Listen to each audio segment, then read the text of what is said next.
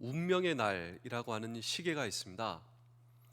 이 시계는 지구 종말을 24시 00시로 정해놓고 지금이 과연 몇 시냐라고 하는 이 운명의 날 시계를 아인슈타인 및 과학자들이 이 시계를 만들게 되었습니다. 한번 생각해 보십시오.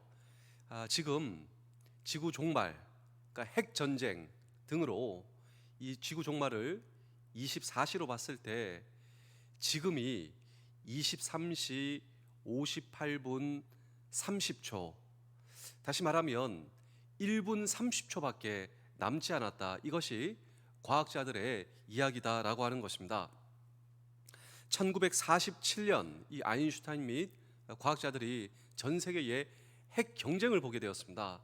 이래서는 안 되겠구나. 지구 종말을 예견하고 이것을 막기 위해서 운명의 날이라고 하는 이 시계를 만들었다라고 하는 것이죠. 당시에는 강대국들이 이 핵무기 등으로 경쟁을 하고 있었습니다.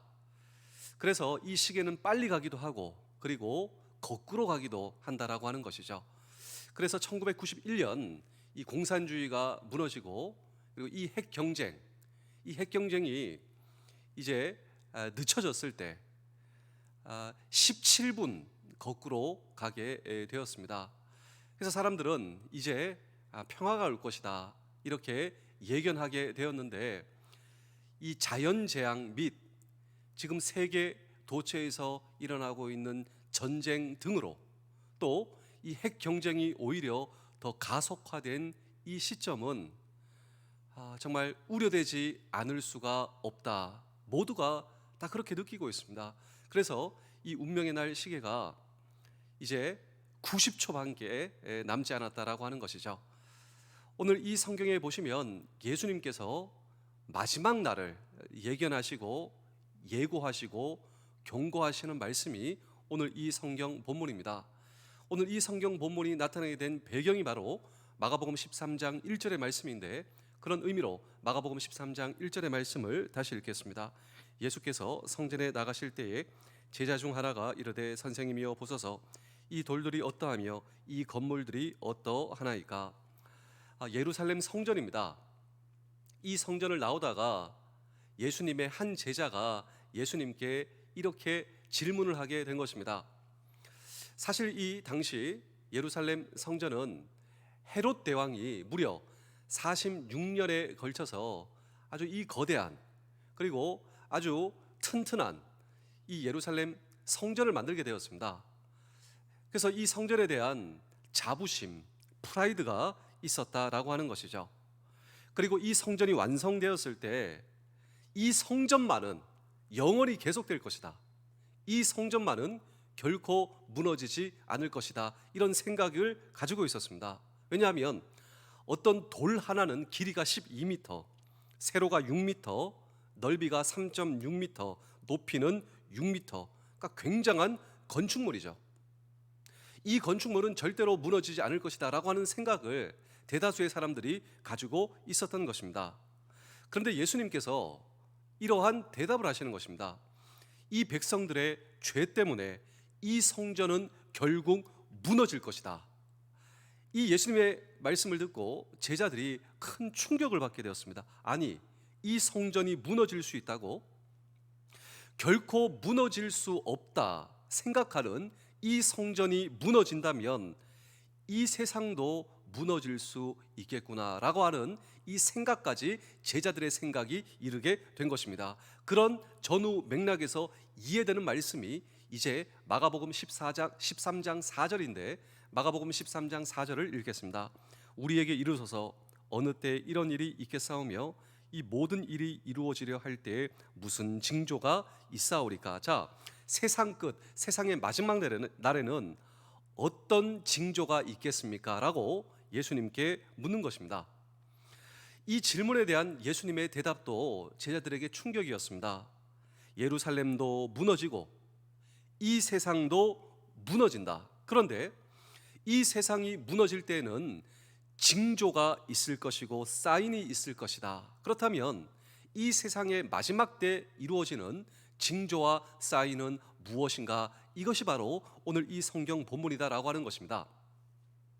더 놀라운 사실은 예수님께서 이 말씀을 하신 후 정확하게 AD 70년 예루살렘 성전이 로마 군대에 의해서 돌 하나도 남기지 않고 하나도 남김없이 무너지는, 이 로마의 베스파시안 황제의 아들 티토 장군이 예루살렘 성과 예루살렘 성전에 대한 공격 명령을 하게 됩니다. 그래서 이날 역사학자에 의하자면 이 공격으로 인해 죽은 유태인의 숫자가 무려 100만 명이다라고 하는 것이죠.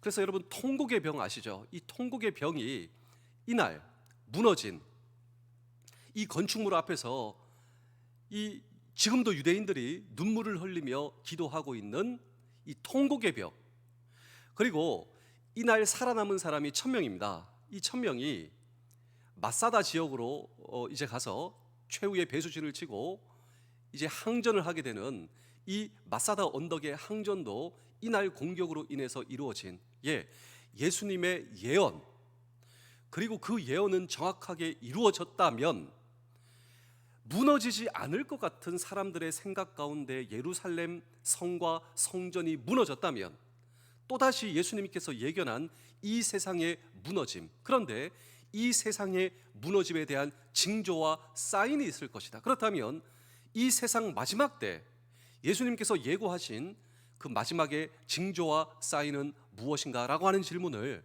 오늘도 우리는 이 성경 본문 속에 던지고, 그리고 마지막 때 믿음의 사람으로서 우리가 어떻게 대비할 것인가? 라고 하는 질문도 오늘 우리는 이 성경 본문 속에 던질 때 첫 번째로 종교적 미혹을 주의해야 됩니다. 우리 마가복음 13장 5절 6절입니다. 예수께서 이르시되 너희가 사람의 미혹을 받지 않도록 주의하라.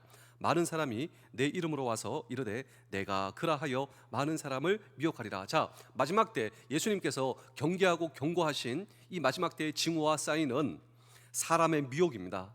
이 사람의 미혹이 종교적 미혹이죠. 이것을 주의하라. 많은 사람들이 내 이름으로 와서 내가 그다, 내가 메시아다, 그렇게 말할 것이다. 잘못된 종교, 거짓된 종교의 미혹은 어느 시대에나 있어 왔습니다. 그런데 마지막에 가까울수록 더욱더 많아질 것이다. 아주 실감나는 시대를 우리가 살아가고 있지 않습니까? 유머입니다. 한 정신병동에서 내가 하나님의 아들이다, 내가 메시아다, 이렇게 외치는 사람이 있었는데요, 그것을 본 대다수의 사람들이 이렇게 얘기했답니다. 나는 너 같은 아들 둔 적이 없다. 이런 사람들이 여러분 아주 실감나는 시대를 살아가고 있다고 하는 것이죠. 우리 성경 본문을 한번 보시겠습니다. 우리 사도행전 5장 36절입니다. 이전에 드다가 일어나 스스로 선전하며 사람이 약 400명이나 따르더니 그가 죽임을 당함에 따르던 모든 사람이 흩어져 없어졌고, 자, 예수님 시대에도 드다라고 하는 사람이 내가 재림 메시아다, 그를 따르는 사람이 있었어요. 많았습니다. 그런데 그가 죽었더라. 성경은 이야기를 하고 있습니다. 이단이나 거짓된 종교의 마지막은 무엇인가?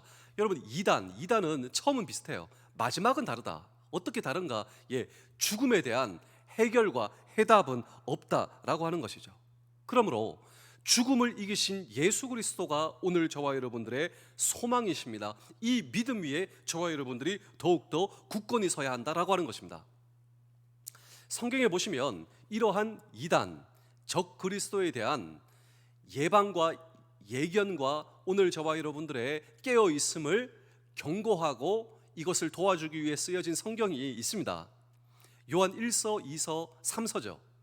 여기에 보시면 적 그리스도가 4번이나 나오는데요, 이런 것을 염두에 두시며 우리 요한 1서 2장 22절입니다. 거짓말하는 자가 누구냐? 예수께서 그리스도이심을 부인하는 자가 아니냐? 아버지와 아들을 부인하는 자가 그가 적 그리스도니. 이 적 그리스도가 영어로 안티 크라이스트입니다. 크라이스트가 들어가요. 그런데 결국은 크라이스트를 반대한다. 그런데 이 그리스도는 기름 부으심을 받은 자입니다. 누구에게 기름 부으심을 받았는가? 가장 중요한 3가지의 직종, 왕, 제사장, 선지자. 왕은 무슨 역할을 하는 사람입니까? 다스리는 자예요. 이것이 오늘도 우리에게 중요합니다. 무엇이 중요한가? 오늘 저와 여러분들을 누가 다스리는가? 내 인생의 주인은 누구인가? 이것을 부인하는 것이 안티크라이스트, 적그리스도. 그러므로 오늘 저와 여러분들은 내 인생의 주인은 예수 그리스도이십니다. 이 그리스도 신앙 위에 굳건하게 서야 돼요. 아직도 내가 내 인생의 주인입니까? 아닙니다. 그것이 바로 이단입니다. 그것으로 우리를 인도하는 것이 적그리스도입니다. 오늘도 세상이 우리에게 이러한 이단주의 사상을 우리에게 주입한다 하더라도 내 인생의 주인은 내 마음과 생각과 내 생명과 내 건강과 내 가정과 내 모든 것의 주인은 예수 그리스도이십니다. 이 그리스도 신앙 위에 저와 여러분들이 서야 되는 거예요. 죄의 문제를 누가 해결할 수 있는가? 제사장이 해결했습니다. 흔들리는 제사장, 거짓 제사장. 그런데 예수 그리스도께서 오늘 저와 여러분들의 완벽한 제사장, 하나님과 저와 여러분들 사이에 가로막혀 있는 이 죄 문제를 누가 해결하는가? 이 죄가 내가 내 인생의 주인이라고 하는 이 이단 사상의 죄 문제를 누가 해결할 수 있는가? 예수 그리스도께서 나의 죄 문제의 해결자이십니다. 이것을 해결하기 위해서 십자가에서 거룩한 피를 흘리시고 그분께서 내 모든 것을 죄 문제를 해결하여 주신 예수 그리스도께서 내 인생의 그리스도이십니다. 진리의 말씀, 오늘 이 시대에 무엇이 진리인가 혼동되고 있어요. 그런데 하나님의 말씀, 예수 그리스도의 말씀이 진리의 말씀이고 내가 그리스도의 말씀을 붙들고 이 세상 굳건하게 걸어가겠습니다. 주는 그리스도시요 살아계신 하나님의 아들이십니다 라고 고백한 이 베드로의 고백, 이 신앙 고백 위에 오늘도 우리는 이 마지막 때 든든하게 서야 하는 저와 여러분들이 돼야 할 줄로 믿습니다. 우리 베드로의 고백을 한번 보실까요? 우리 마태복음 16장 16절입니다. 시몬 베드로가 대답하여 이르되 주는 그리스도시요 살아계신 하나님의 아들이시니이다. 자, 이 신앙 고백, 마지막 때 이 신앙 고백 위에 서야 하는 저와 여러분들의 모습을 보시고 주님께서 기뻐하세요. 우리 마태복음 16장 18절입니다. 또 내가 네게 이르노니 너는 베드로라. 내가 이 반석 위에 내 교회를 세우리니 음부의 권세가 이기지 못하리라. 그렇습니다. 그래서 어떤 분들은 이단에 대해서 좀 알아야지 우리가 대비하지 않는가? 예, 맞습니다. 그런데 그것보다 더 중요한 것이 있다면요, 이러한 명확한 신앙관 위에 그리스도 관 위에, 그리고 이 그리스도 관이 죽음을 이기신 예수 그리스도를 믿는 오늘 저와 여러분들의 희망과 소망이 주님께 있습니다. 이 마지막 때 오늘도 주는 그리스도시요 이 그리스도 관, 명확한 그리스도 관 위에 여러분 우리의 신앙을 든든히 하는 우리 모두 되실 수 있기를 주의 이름으로 축복합니다. 마지막 때에는 이 종교를 미혹하는 이 종교의 미혹이 오늘도 저와 여러분들을 공격하고 있다라고 하는 것입니다. 두 번째로 사회적 혼란입니다. 우리 마가복음 13장 7절입니다. 난리와 난리의 소문을 들을 때 두려워하지 말라. 이런 일이 있어야 돼. 아직 끝은 아니라. 자, 여기 보시면 여러 가지 유형의 사회적 혼란이 있을 수 있지만 특별히 전쟁이 증가한다. 이 전쟁의 증가가 오늘도 예수님께서 우리에게 경고하시는 이 마지막 때의 사인과 징후다라고 하는 것이죠. 학자들은 전 세계 평균적으로 한 해에 2.6회의 전쟁이 일어났다라고 얘기를 하는데 지금은요 2.6회입니까? 그렇지 않아요. 수십 회, 수백 회의 전쟁이 지금도 우리 주변에 일어나고 있다라고 하는 것이죠. 1990년대 공산주의가 무너졌을 때 어떤 사회학자들은 이 지구상에는 이제 전쟁이 사라지고 유토피아, 평화의 시대가 도래할 것이다, 섣불리 그렇게 얘기를 하게 되었습니다. 그런데 그 이후에 오히려 수많은 전쟁들이 우리 주변에 일어나고 있어요. 지금 우리가 이렇게 평화롭게 예배를 드리고 있지만 지금 전 세계에서는요 포탄을 다루고 있는 일들이 지금도 진행되고 있으며 지금 우리 대한민국 위에 북한에서는 지금도 이 신앙의 핍박이 가장 심한, 믿으면 죽이는 곳입니다.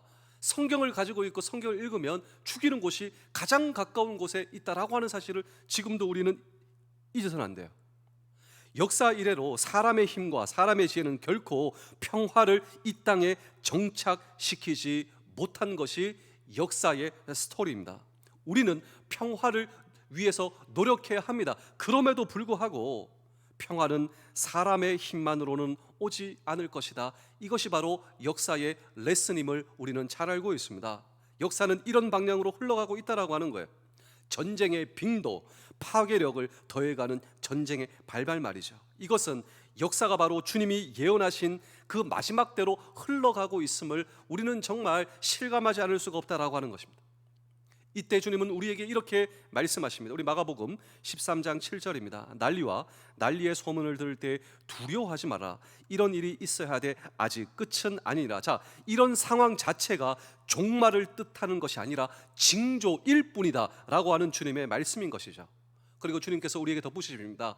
이럴 때 우리 그리스도인들은 두려워해서는 안 된다. 오히려 이 말세에 예비하여 더욱더 신앙의 끝을 조이고 깨어 기도해야 한다라고 하는 것입니다. 우리 마가복음 13장 35절입니다. 그러므로 깨어 있으라. 집주인이 언제 올지, 혹 저물 때일지, 밤중 일는지, 닭 울 때일는지, 새벽 일는지 너희가 알지 못함이라. 그렇다면 우리가 어떻게 깨어 기도할 수 있겠는가를 묵상하며, 우리가 군인으로서 우리가 불침범 제도가 있지 않습니까? 당직 제도가 있어요. 나는 하나님의 대표 선수다라고 하는 것이죠. 깨어 기도해야 하는 대표 선수. 이러한 이 기도의 불침번, 기도의 당직 하나님의 대표 선수의 인식을 가지고 있었던 아브라함이 있어요. 아브라함. 하나님께서 소돔과 고모라의 죄악을 보시고 심판하시기로 하나님께서 결심하셨습니다. 그들의 죄악을 보시고 심판하시기로 결정하셨죠. 이 하나님의 결심에 아브라함은 아무런 의의가 없었습니다. 그런데 아브라함의 질문과 아브라함의 기도는 이것이었습니다. 하나님, 이 소돔과 고모라의 악인을 보시고 그 악인을 심판하시는 하나님의 심판에 아무런 의의가 없습니다. 그런데 이 악인의 심판 와중에 함께 하나님의 정의와 의를 사모하는 하나님의 의인이 함께 심판을 받아 멸망한다면 그것은 하나님의 정의가 아니지 않습니까? 하나님은 하나님의 의를 사모하는 의인을 보존해 주시는 하나님, 당신의 의를 사모하는 이 땅의 의인을 보시고 하나님, 이 땅을 용서해 주십시오. 아직 이 땅에는 하나님의 정의를 사모하는 하나님의 백성들이 있습니다. 그 백성들을 보시고 깨어서 기도하는 하나님의 당직과 불침번들 보시고, 오늘 여러분들을 보시고 하나님, 이 땅을 용서하여 주시옵소서. 이것이 바로 아브라함의 기도요, 아브라함의 기도가 저와 여러분들의 기도가 될 수 있다면, 우리를 불쌍히 여기시는 하나님, 그 하나님을 보시고 우리나라와 그리고 우리 부대와 우리 가정을 하나님께서 지켜 보호하여 주실 줄로 믿습니다. 그러므로 우리 아브라함의 기도 한번 보실까요? 우리 창세기 18장 25절입니다. 주께서 이같이 하사 의인을 악인과 함께 죽이심은 부당하며 의인과 악인을 같이 하심도 부당하니이다. 세상을 심판하신 이가 정의를 행하실 것이 아니니까. 그렇습니다. 이 마지막 때 정말 주님의 예견과 그리고 경고의 말씀이 실감나는 이 시대, 깨어 하나님의 정의를 사모하고 그리스도의 확실한 신앙관 위에 깨어 기도하는 저와 여러분들을 보시고 우리 주님께서 불쌍히 여기시고, 그리고 이 땅에 다시 한 번 더 주님의 자비와 국률의 이 은혜가 흘러가는 저와 여러분들 되실 수 있기를 주의 이름으로 축복합니다. 마지막으로 자연적 재앙입니다. 우리 마가복음 13장 8절입니다. 민족이 민족을, 나라가 나라를 대적하여 일어나겠고 곳곳에 지진이 있으며 기근이 있으리니 이는 재난의 시작이니라. 자, 주님께서 경고하시죠. 자연적 재앙입니다. 특별히 두 가지를 언급하고 계시는데, 지진과 기근의 증가, 실감나는 시대를 살아가고 있어요. 제가 어제 다큐멘터리를 보게 되었는데, 지진과 화산은 예측을 할 수 없다라고 하는 것이죠. 물론 이것이 일어날 때 이제 이것이 오겠구나 예측할 수 있지만, 먼 장래, 예를 들어서 어느 정도 시간적 이 갭을 예견할 수가 없대요. 지구 한쪽에서는 홍수가 일어납니다. 그 반대편에서는 기근이 일어나고 있어요. 앞으로 어떻게 될 것인가 심히 걱정되는 이 시대, 더 걱정은요, 무감각하고 있어요. 사람들이 여기에 무감각합니다. 근데 주님께서 말씀하시죠. 재난의 시작이라고. 여러분, 이것은 이 땅에서의 낙원은 이루어질 수 없다는 사실을 우리에게 말해주고 있습니다. 그런데 지금도 많은 사람들은 지상 낙원을 부르짖으며 사람들을 유혹합니다. 그 시대에 우리는 살고 있어요. 20세기 과학 문명이 풍요한 인류 미래의 소망을 꿈꾸게 사람들을 유혹하고 있는, 오히려 이것 때문에 자연이 어떻게 돼가고 있습니까? 파괴돼가고 있어요. 모든 것들이 훼손돼가고 있습니다. 그리고 결국은 사람들의 피해는 극심해질 뿐이다라고 하는 것이죠. 한 곳에서는 풍요, 한 곳에서는 기근. 이런 현상을 대하여 오늘 성경은 믿음의 사람들은 두려워하지 말아야 한다. 왜냐하면 여러분, 우리는 이 땅에 풍요의 소망을 두고 물질적 풍요를 위해 살아가는 사람이 아니기 때문에, 그것이 누구입니까? 하나님의 정의를 사모하는 오늘 저와 여러분들이다라고 하는 것입니다. 그렇다면 이것을 위해 저와 여러분들이 해야 할 일이 있다면 무엇인가? 하나님과의 관계의 형통에서는 그것이 바로 에덴이었습니다. 그런데 하나님과의 관계의 단절로 인해 벌어지는 현상이 무엇이냐면, 내가 나를 믿을 수가 없어요. 나와의 관계에 있어서 파괴, 나와 이웃과의 관계, 나와 하나님과의 관계의 파괴, 그리고 마지막에는 궁극적으로 결국 나와 이 자연과의 파괴. 그러므로 우리가 믿음의 사람으로 해야 할 일이 있다면 무엇보다 저는 이것이라고 믿습니다. 하나님과의 관계 회복이죠. 그리고 내 인생의 주인은 예수 그리스도이십니다. 내 인생의 주인이 창조주 하나님이십니다. 여기서부터의 회복이 나와 내 자신과의 관계 회복, 이웃과의 관계 회복, 그리고 하나님과의 관계의 회복이 처음으로 일어나 이 자연과 이 세상과의 관계의 회복. 그렇습니다. 오늘도 굳건한 그리스도의 신앙관 위에, 그리고 오늘 저와 여러분 파수꾼으로서 하나님께 기도하며 하나님께 나아가는 저와 여러분들을 보시고 우리 하나님께서 불쌍히 여겨 주신다면 다시 한 번 더 우리에게 주어진 희망과 소망을 붙들고 하나님의 거룩한 도구로서의 사명을 감당하는 우리 모두 되실 수 있기를. 많은 사람이 필요한 것이 아닙니다. 소돔과 고모라에 10명의 하나님의 정의를 사모하는 하나님의 사람이 거기에 있었다면 하나님께서 그 땅을 용서해 주셨을 것이다 라고 하는 사실을 우리는 이 말씀을 통해서 굳건하게 믿고 있는 것입니다. 믿음의 의인, 그리고 하나님의 정의를 사모하는 사람, 이 그리스도의 신앙관 위에 굳게 서서 하나님과의 관계의 형통을 통하여 이 시대의 파수꾼, 그 파수꾼이 저와 여러분들이 되실 수 있기를 주의 이름으로 축복합니다. 제가 마지막으로 한 편의 이야기를 들려드리고 오늘 설교를 마치겠습니다. 여러분, 혹시 이 비행기 마일리지 제도가 있는데 이 마일리지가 혹시 어느 정도 있으신가요? 그런데 많은 사람들이 이 기독교 신앙을 가리켜 마일리지 제도다라고 인식하고 있는 사람들이 얼마나 많은지 모른다라고 하는 것입니다. 착한 일을 하면, 내가 어떤 일을 하면 이 마일리지가 쌓인다라고 하는 것이죠. 지금은 이코노미를 타지만 업그레이드 되어 비즈니스, 결국에는 퍼스트 클래스에 내가 이르게 될 것이다 라고 생각하는 사람들이 많다라고 하는 것입니다. 근데 주님은 경고하십니다. 이게 아니라고 하는 것이죠. 너희가 쌓고 있는 마일리지가 소용이 없다고, 이것은 나의 기준과는 다르다고. 그래서 그분께서 우리에게 뭐라고 말씀하시냐면 이것입니다. 함께 가자. 마일리지를 쌓는 게 아니고 거기에 소망과 희망이 있다라고 하는 것이 아니라 우리 함께 가자고. 내가 그분과 함께 가면 되는데, 예수님께서 이 땅에 오실 때 내가 그 문제 해결해 주시겠다, 그래서 십자가를 지시지 않으셨습니까? 죄 문제 해결해 주겠다고. 죄 문제 때문에 하나님과 가로막혀 하나님과 나와의 아버지의 관계가 안 되니 이 문제 해결하면 너는 하나님이 아버지인 줄 알게 될 것이다. 제자들에게 이것을 가르쳐 주신 것입니다.